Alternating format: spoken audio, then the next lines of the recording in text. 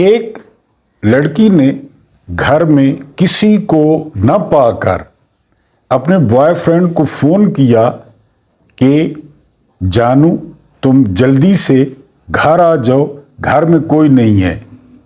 لڑکی کی بدقسمتی یہ تھی کہ اس کا بوائے فرینڈ پٹواری تھا۔ جب اس نے یہ سنا تو لڑکی کے گھر چوری کروا دی۔ بسم اللہ الرحمن الرحیم۔ میرا نام محمود نیازی ہے۔ السلام علیکم ورحمۃ اللہ وبرکاتہ۔ وہی روز کا رونا اور پیٹنا اور اپنی اس بات پر پہاڑ کی طرح قائم کہ ہمارے ساتھ یہ راتوں رات نہیں ہوا، یہ جو اب ہمارے ساتھ ہو رہا ہے۔ یہ ملک اتنا بڑا ملک یہ جو ہے وہ بے قدروں کے حوالے کر دیا گیا، جنہوں نے نہ محنت کی نہ کوشش کی۔ قائد اعظم چلے گئے، اقبال چلے گئے، اور پھر ان ناقدروں نے اس ملک کی قدر نہ کی۔ آج آپ کو دو چھوٹے چھوٹے اقتباس اصل مطالعہ پاکستان میں سے سناؤں گا کہ قائد اعظم کے بعد پہلے گورنر جنرل اور اس کے بعد پاکستان کے دوسرے گورنر جنرل غلام محمد کے بارے میں دو اقتباس سناؤں گا کہ یہ ملک چل رہا تھا یا یہ مذاق ہو رہا تھا۔ لیکن حسب معمول اپنے ویور سے درخواست ہے کہ انہوں نے غور کرنا ہے کہ اس ملک کے ساتھ کیا کیا ہوتا رہا۔ 27 اکتوبر 1954 مسٹر غلام محمد نے کبھی یہ بات تسلیم نہ کی تھی کہ فالج کی وجہ سے ان کی زبان میں شدید لکنت ہے۔ ایک فالج زدہ شخص، ایک زندہ لاش، جب وہ بولتا تو اس کے منہ کے کناروں سے تھوکیں نکلتی، جب وہ کھانا کھاتے ہوئے بولتا تو سامنے والے شخص پہ کھانا جا گرتا، اور ایک عورت اسپیشل ملازم تھی جو اس کی رالوں کو اور اس کے کھانے کو جو کوٹ پہ گرتا صاف کرتی تھی۔ لیکن وہ یہ بات نہیں مانتے تھے کہ میں اس قسم کا ہوں یا میری زبان میں لکنت ہے۔ اس سے آگے دیکھیں، اور لوگ ان کی بات سمجھنے سے قاصر ہیں۔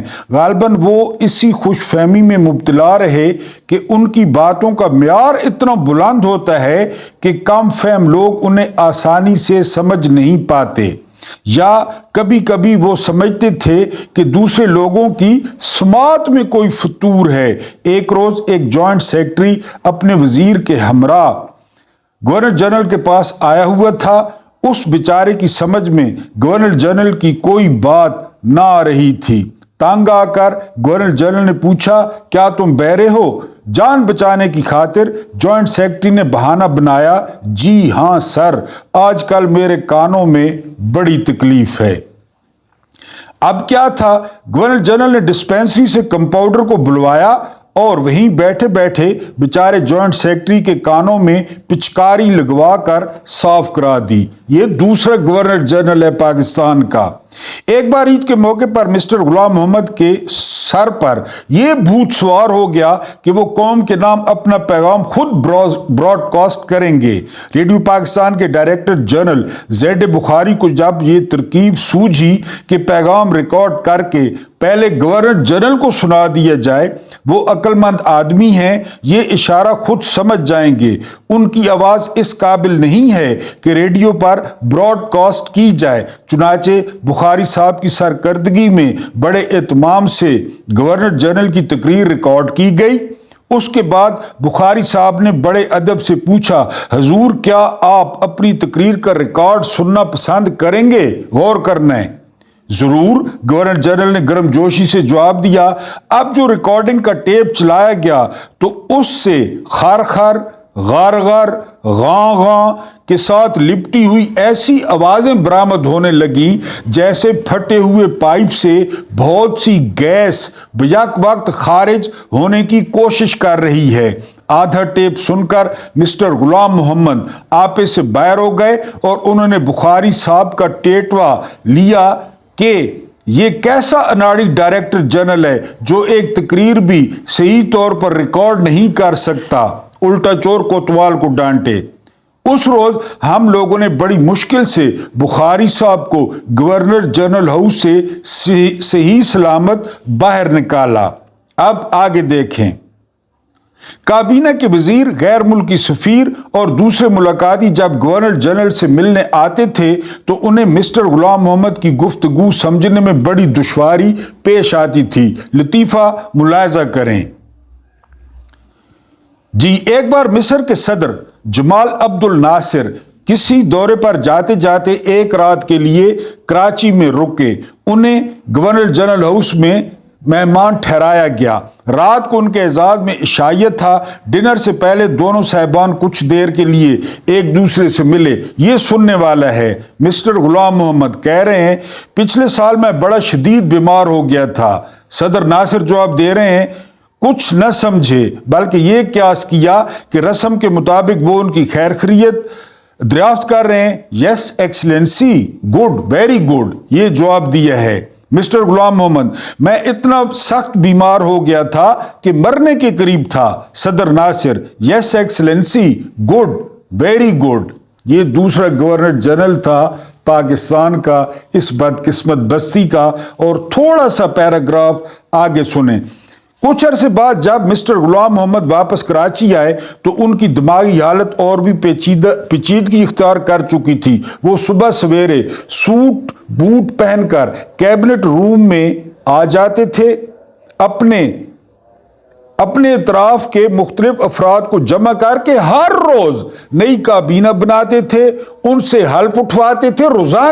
روزانہ نئی کابینہ، روزانہ نیا حلف ان کے محکمے تقسیم کرتے تھے، اور اس کے بعد گھنٹوں تک کیبنٹ میٹنگ ہوتی تھی جس میں وہ خود لگاتار ایسی باتیں بولتے رہتے تھے جو کسی کی سمجھ میں نہیں آتی تھی۔ روزانہ نئی کابینہ بنانا وہ گورنر جنرل کا مشغلہ تھا۔ یہ وہ بدقسمت بستی جو کہ قائد اعظم حوالے کر گئے ان ناقدروں کے۔ میں نے کہا کہ 1954 میں جب قائد اعظم کی کرسی پر ایک لاش بٹھائی گئی تو آپ کو اس کا کچھ تعارف بتا دوں۔ یہ کہانی نئی نہیں ہے، یہ بہت پرانی ہے۔ آج کل کی جو صحافت ہے، جو سیاست ہے، جو مانیکا ہے، وہ خان صاحب کے ناڑے کے گرد، معذرت خواہ ہوں یہ لفظ استعمال کرنے پہ، کوئی لوگ نالا بھی کہتے ہیں، کوئی ناڑا کہتے ہیں، کوئی ازار بند کہتے ہیں۔ ساری صحافت اور سیاست وہ اس ناڑے کے گرد گھوم رہی ہے۔ پہلے جو ہے وہ شاہ زیب خانزادہ نے مانیکا کا انٹرویو کیا، اس کے بعد وہ جو گجرات کا چنگڑ ہے جس سے فلاسفر بننے کا بڑا شوق ہے، جو بڑی ڈینگیں مارتا ہے، جاوید چودھری، اس نے حاجرہ خان کا جو ہے وہ انٹرویو کیا ہے۔ اور میری درخواست ہے کہ جن لوگوں نے نہیں سنا وہ انٹرویو سنیں۔ اس میں یہ نام نہاد، یہ اسکالر، یہ نام نہاد موٹیویشنل اسپیکر کیا غلاظت بک رہا ہے۔ عمران خان کے آپ کے ساتھ تعلقات کیا تھے؟ عمران خان کے ساتھ آپ کی دوستی تھی، عمران خان کے ساتھ آپ کی دوستی پلس تھی۔ یہ صحافت، یہ جو ہے وہ سیاست، یہ خاور مانیکا، جس طرح میں نے پہلے عرض کیا کہ جو صحافت ہے، جو سیاست ہے، جو خاور مانیکا ہے، جو حاجرہ خان ہے، جو ریحام خان ہے، وہ صرف اور صرف عمران خان کے، میں اور زیادہ سوشل میڈیا پہ لوگوں نے اور زیادہ سخت الفاظ استعمال کیے ہیں، وہ عمران خان کے ازار بند کے ارد گرد گھوم رہی ہے۔ عدالتوں میں کیا ہو رہا ہے، پاکستان کی سیاسی پوزیشن کیا ہے، اسلام آباد کی حکومت غیر قانونی ہے، چاروں صوبائی حکومتیں غیر قانونی ہے، اور پاکستان کا جو سوشل فیبرک ہے وہ کس طرف جا رہا ہے، اس کی کسی کو کوئی پرواہ نہیں ہے۔ بالکل ساری کی ساری، یعنی کرپشن نہیں ملتی، سائفر کیس میں کچھ نہیں ہے، کابینہ کا کوئی بڑا سکینڈل نہیں۔ عثمان بزدار پہ بڑی باتیں کرتے تھے، اب تو سب کچھ ان کے پاس ہے، عثمان بزدار کو الٹا لٹکا دیں، لیکن ملتا کچھ نہیں ہے تو پھر ذاتیات پہ آتے ہیں۔ اور یہ ان کا بہت پرانا طریقہ کار ہے۔ میں نے کل بھی وی لاگ میں عرض کیا تھا کہ اگر کسی کو کم ظرف دشمن مل جائے تو یہ اس کی بدقسمتی ہوتی ہے۔ اور اگر کسی کو ظرف والا دشمن مل جائے تو وہ اس کی خوش قسمتی ہوتی ہے، لیکن عمران خان کی بدقسمتی یہ ہے کہ اس کو چاروں طرف سے یہ پورا نظام، سیاستدان، صحافی، یہ سارے کے سارے وہ جو ہے گھٹیا، وہ پست، وہ رذیل اور وہ غلیظ ملے ہیں، خالی چند ٹکوں کی خاطر۔ جس طرح میں نے کہا کہ شاہ زیب خان زادہ نے کس طرح اپنے آپ کو ایکسپوز کیا، پھر اس کی بے گناہ بیوی کے ساتھ سوشل میڈیا پہ جو کچھ ہوا، میں اس کا حامی نہیں ہوں۔ اب رات کو جو جیدہ چنگڑ ہے گجراتی، جو فلاسفر ہے، جو موٹیویشنل سپیکر ہے اور جو اس والی سیکس والی آج کل دوائی بھی تیار کر رہا ہے، اس نے اپنی سگی بہن ہاجرہ خان کا جو انٹرویو لیا ہے وہ بھی ملاحظہ کر لیں۔ اب پتہ ہے مجھے اگلی بات جس کا ڈر ہے وہ یہ ڈر ہے کہ ان کی اگر تنخواہ بڑھائی جائے، ان کو پیسے دیے جائیں، تو یہ جاوید چودھری، یہ شاہ زیب خان زادہ، یہ انصار عباسی، یہ سہیل وڑائچ، یہ آ کر ٹی وی پر نہ کہہ دیں کہ جی وہ یہ ہمارے گھر بھی آتا جاتا تھا۔ یعنی ان سے کوئی بعید نہیں ہے کہ آپ کہیں کہ ان سے کوئی بعید ہے، یا ان میں کوئی عزت ہے، یا ان میں کوئی غیرت ہے، یا ان میں کوئی شرم و حیا ہے۔ نہیں نہیں نہیں نہیں، آپ نے مال پھینکنا ہے، اور ان کو مال پہ لگایا ہے نواز شریف نے۔ یعنی ان کو نواز شریف نے اتنا مال پہ لگا دیا ہے کہ آپ ان کو مال لگائیں، آپ ان کے منہ سے کچھ بھی کہلوائیں، یہ ملک ریاض کو جھک کر ملیں گے، یہ ملک ریاض کی گاڑیوں میں آپ کو سفر کرتے ملیں گے، یہ لوگ آپ کو ملک ریاض کی جو ہے نا وہ انٹرویو کرتے ہوئے جو ہے نا وہ ملیں گے، اس کی خوش آمدید کرتے ہوئے ملیں گے۔ جس طرح میں نے کہا کہ ٹوٹل جو نظام ہے وہ ناڑے کے ساتھ بندھا ہوا یوں جو ہے وہ گھوم رہا ہے، باقی دنیا جہان میں اور کوئی کام نہیں رہ گیا۔ اب خاور مانیکا نے کہا ہے، اب مجھے سمپل سی بات بتائیں کہ اگر خاور مانیکا نے طلاق دے دی بشرا بی بی کو، تو خاور مانیکا کون ہوتا ہے کہ اس نے عدت میں نکاح کیا ہے، یا اس نے عدت کے باہر نکاح کیا ہے، یا اس نے کب نکاح کیا ہے؟ تو اب خاور مانیکا کو 6 سال یا 7 سال بعد اس کی غیرت نے ٹھڈے مارے ہیں، اور خاور مانیکا بغیرت کی غیرت جاگ گئی ہے کہ جی اب اس کا کیا ہے۔ ایک بزرگ تھے اور بڑے زبردست، ان کے بارے میں مشہور ہو گیا کہ انہوں نے گھر والی کو طلاق دے دی ہے۔ تو ایک شخص نے ان سے پوچھا، افواہ تھی کہ واقعی آپ نے گھر والی کو طلاق دے دی ہے؟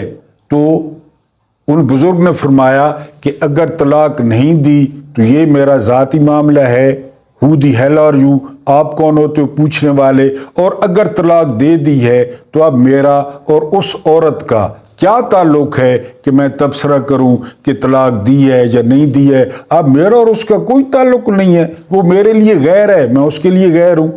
تو اس بغیرت سے بندہ پوچھے مانیکا سے کہ اب وہ پرچے کرواتا پھر رہا ہے تو اس کا تعلق کیا ہے بشرا بی بی سے؟ اس وقت یہ عمران خان کو فائر مارتا جب اگر اس کے سامنے سارا کچھ ہو رہا تھا، یہ اتنا ٹھنڈا اور مطمئن بغیرت یہ خاور مانیکا اس وقت کچھ کرتا، لوگ بھی اس کی حمایت کرتے، اور وہ بیان موجود ہے ریکارڈ پہ کہ عمران خان ایک بھلے آدمی ہے اور میری بیوی جو ہے وہ بڑی نیک عورت ہے۔ لیکن میں نے کل بھی آپ کو بتایا کہ نظام وہ نفسیاتی مریض بن چکا ہے عمران خان کی مخالفت میں، عمران خان کی دشمنی میں۔ خبریں وہی ہیں، عمران خان جیل میں، عمران خان کو عدالت میں پیش نہیں کیا گیا، بڑے بڑے ترم خان ان کی جھلک سے گھبرا گئے اور کہا کہ جو ٹرائل ہے وہ جیل میں ہی ہوگا۔ تو آخری دفعہ پھر رپیٹ کر دوں کہ آپ کا پورا نظام پینڈولم کی طرح، آپ کی صحافت، آپ کی سیاست، خاور مانیکا اور شاہ زیب خان زادہ اور انصار عباسی اور جیدہ چنگڑ، المعروف جاوید چودھری، سہیل وڑائچ، یہ خان صاحب اپنے ناڑے کے ساتھ باندھ کے اس طرح فضا میں گھما رہے ہیں۔ بی بی سی نے ایک سروے جاری کیا ہے اور ایک رپورٹ شائع کی ہے، ایک بی بی سی ہے اور ایک وائس آف جرمنی ہے۔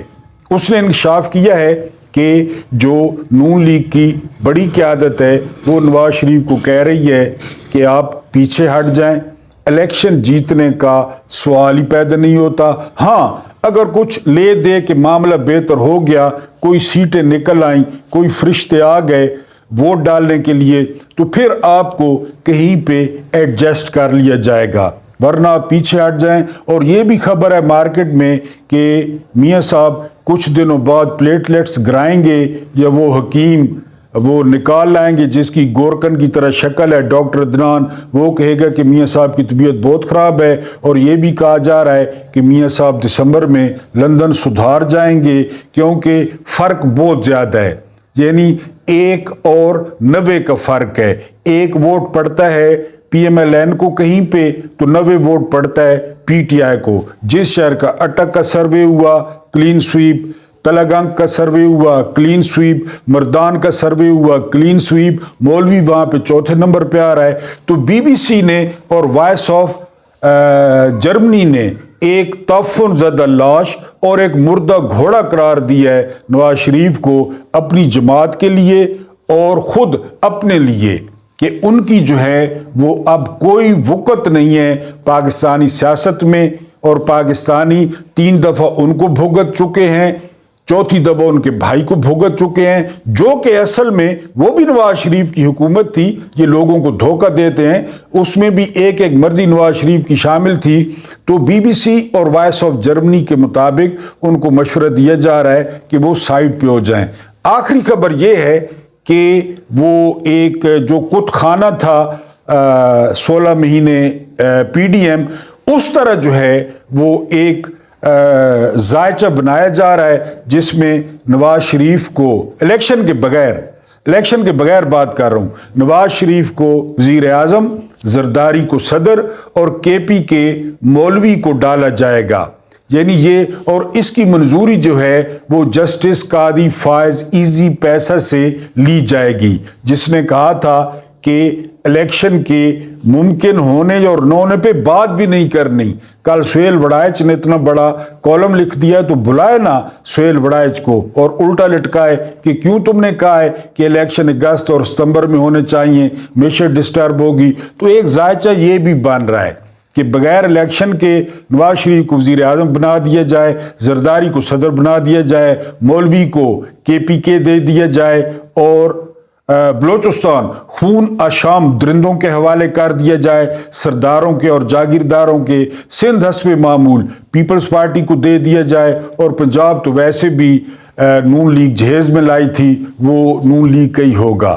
تو یہ تھیوری بھی مارکیٹ میں چل رہی ہے۔ تو بہرحال قائد اعظم کی کرسی پر جی ایک لاش بٹھائی گئی، گورنر جنرل غلام محمد، تھوکیں باہر پھینکنا، آپ کو بتا دیا پورا نظام خان صاحب کے ناڑے کے ساتھ ہوا میں اڑ رہا ہے۔ اور میں نے ریکویسٹ کی تھی کہ اور کچھ بھی نہ کریں، اللہ نہ نے عمران خان نے حکیم نہ ڈس چھوڑو، حکیم کا نام بتا دیں، ہم بھی کچھ جو ہے نا وہ فیض یاب ہو جائیں۔